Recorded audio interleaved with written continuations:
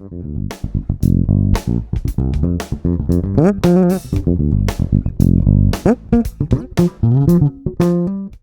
those are articulations. They're expressive techniques like hammer-ons, pull-offs, slides, that's a shake, and bends. And in this lesson, I'm going to teach you those techniques. They don't have to be used in funk bass playing, but when they are, they sound really awesome. So I have a bunch of exercises for you, and then towards the end of the lesson, I'm going to show you how you can attempt to improvise something with ease, like I just did. Well, with ease once you've learned the techniques. So let's take the first one. This is a lick from Stomp by Brothers Johnson with Lewis Johnson on bass. Well, in fact, there's so much in that line. I'm going to do a whole lesson on that, by the way. But this little one set of notes here, I'm going to show you. So that's a slide. It does a slide down as well. All kinds of slides you can do in bass playing to lead into a note. And this is just one to create a really good sounding line. Everything in this lesson I'm going to be playing in the key of G minor.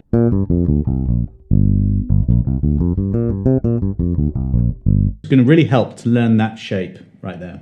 Now you can put that up one octave,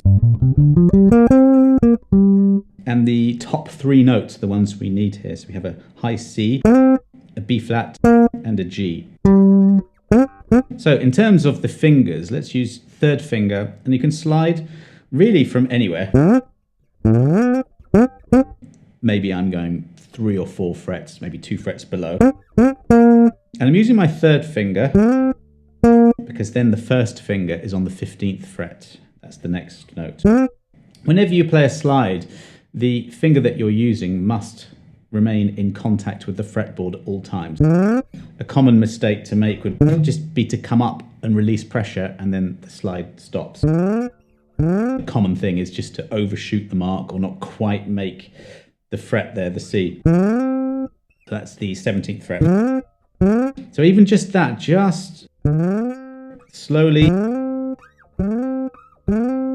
can have your thumb roughly about behind the, 12th fret, and pivot as you slide that third finger up, or you can just move your hand up like this. Either way, it's this.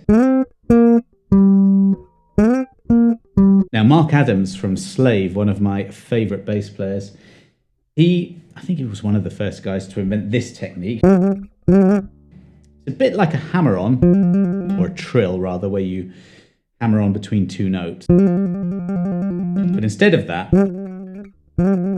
it's like that. So you use a finger, let's use the third finger, we're going to the 12th fret, the G.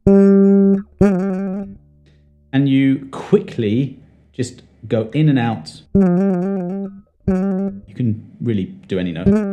I'm going from the G to the F, the 12th to the 10th fret. This is it slowed down. You want to practice it with different fingers. If you have a drum beat going like this, there you go.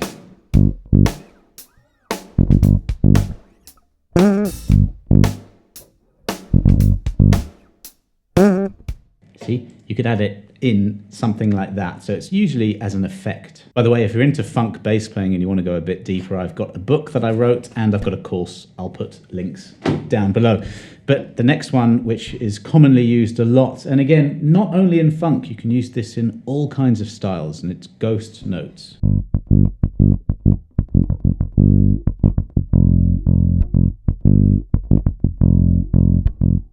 It's a very percussive technique.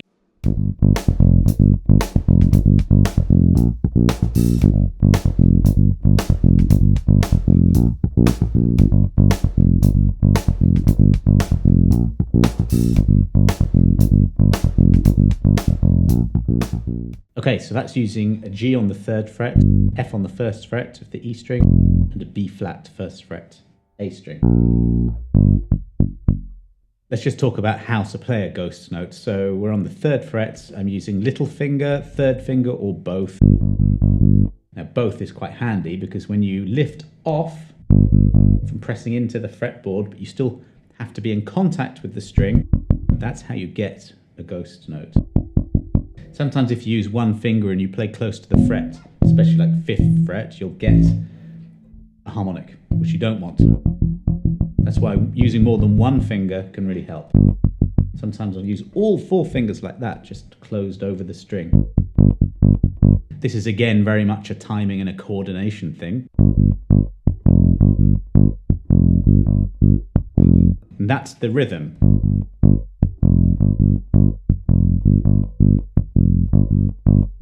I'm keeping all of the notes short because they are 16th notes. And a lot of the rhythm is actually coming from this fretting hand, even though you can see this, plucking a lot.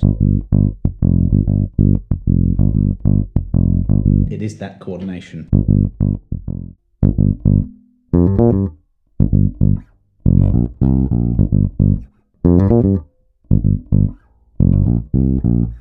So we have a hammer on here between F and G on the 3rd to 5th frets of the D string.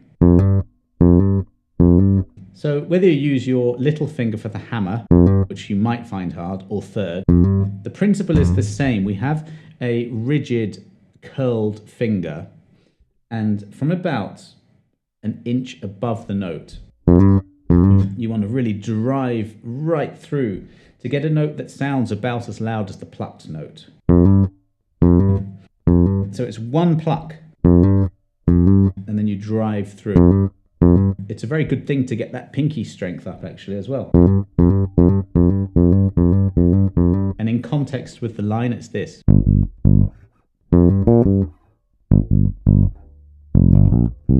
The second bar is this. So you've got 2 16ths, and then a 16th rest, and then a 16th. Da, da, da. And here I'm using little finger for the hammer between F and G 1st to 3rd frets of the E string. With the drums,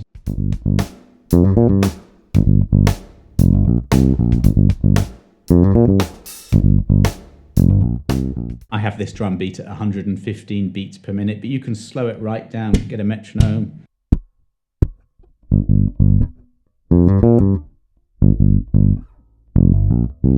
As long as you have the mechanics together, that's the main thing.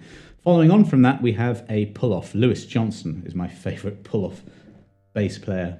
Lots of Michael Jackson stuff. He's brilliant playing with that. So we have an example sort of based on that kind of thing. It goes like this.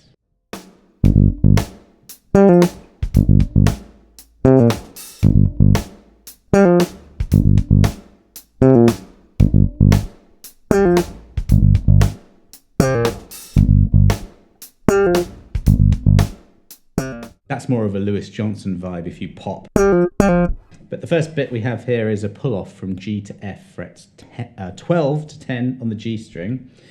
You must keep your finger on the note you're pulling off to. So that's the first finger on the 10th fret before you need it. We have the 3rd finger on the 12th fret.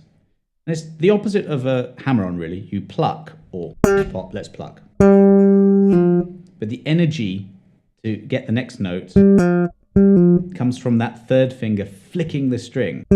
If you just come off, it's a bit passive, it's not generating enough force. So you got that. That, by the way, is just a series of hammer-ons and pull-offs, and that's a trill. Another useful technique. The next pull-off is the same thing, a 2-fret pull-off, this time from frets 5 to 3, C to B flat on the G string. So you can use your 3rd finger to 1st finger or little finger to 1st finger, up to you. That's on the and, so it's 1, 2, and da da.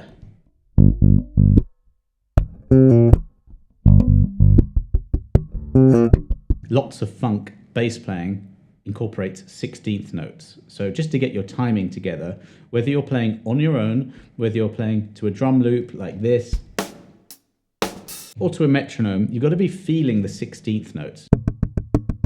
Ba-ba, and it really helps to get your timing together. Finally, we have a bend.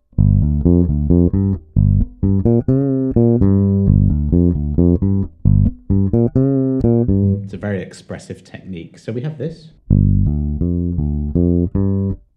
A bit of a respite here. We've got eighth notes, slightly easier to play. Just a root, 5, flat 7, octave, very common pattern. In the second bar, you set yourself up for the bend. There are a few different types of bends, like a pre-bend, a bend and a release. But this one is just a bend upwards. So to get that bend happening, the action on this bass, because the truss rod is not moving on this bass, is a bit high. So this is not set up very well for all of these techniques, actually. You get a slightly lower action, this will all be a bit easier to play. But still no excuses, you can get second finger and third finger. You are pressing down as you normally would, but it's also a push up, towards the ceiling. And sometimes you can put your thumb over the top like this, and you're really just sort of squeezing, right? Now that is the distance of a half step. You can get a whole step as well. Very hard on this bass.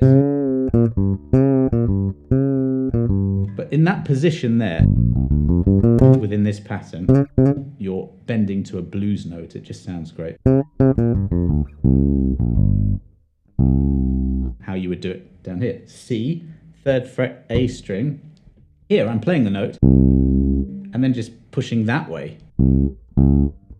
That's just easier when I'm on this side. You can do either though. Obviously here you can't. It's got to be this way.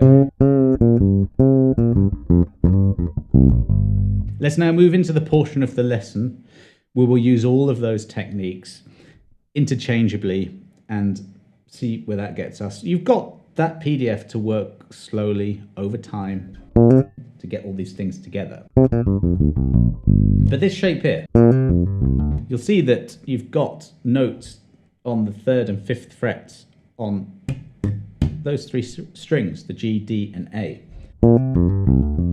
It's great just for practicing hammer-ons. Yeah, this isn't very musical. It's more mechanical, but that's one way we can use this. Pull-offs, opposite. Even little finger to first finger there. Now if you just stick around on a G,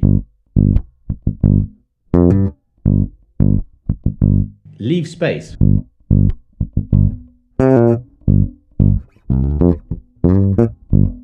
Now, I'm not playing to any beat here, but I hope you can sort of hear where the beats are when I'm doing this.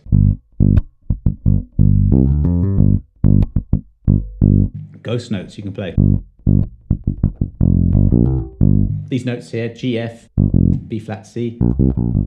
It's just these. Down the octave. Use patterns and use the geometric nature of the fretboard to help you. That down the octave. It's just that. So all these notes you can use. Hammer on.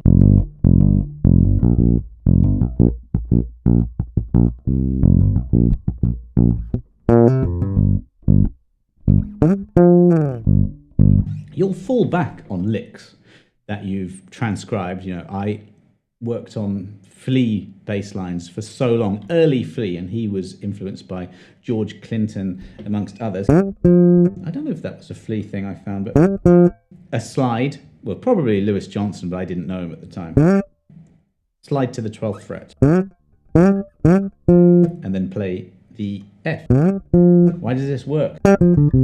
Because those notes are the same as those notes, just up the octave.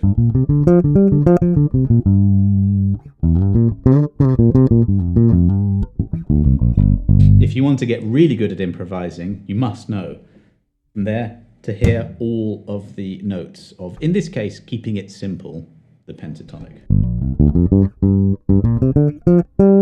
So I'll leave you with this shape and then you can work on it. You've got this one up here. The addition of these techniques completely changes your playing. And if you can then ally that with good timing and good feel, then you're really getting somewhere. There we have B flat to C, frets 3 and 5, a hammer on, followed by an immediate pull off. And then I'm just playing the 5th fret of the D string. Then once you get that, you can run that through the pattern. And then it's a slide back down.